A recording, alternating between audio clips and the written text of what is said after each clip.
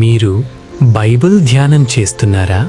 అయితే ఇది మీకోసమే. కీర్తనల గ్రంథము 1:2 చెబుతోంది, యెహోవా ధర్మశాస్త్రమునందు ఆనందించుచు దివారాత్రము దానిని ధ్యానించువాడు ధన్యుడు.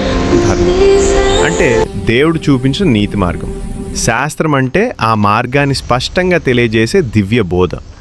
ధర్మం మన జీవన విధానం, శాస్త్రం ఆ జీవనానికి మార్గదర్శకం.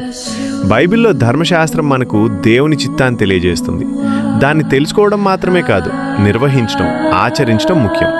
కీర్తనల గ్రంథము 1:2 చెబుతోంది, యెహోవా ధర్మశాస్త్రమునందు ఆనందించుచు దివారాత్రము దానిని ధ్యానించువాడు ధన్యుడు.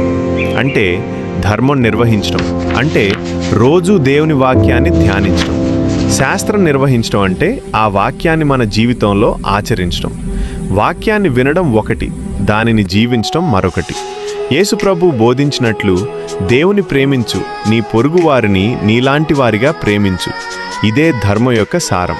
కాబట్టి శాస్త్రం తెలుసుకోవటం జ్ఞానం, ధర్మం నిర్వహించడం జీవితం.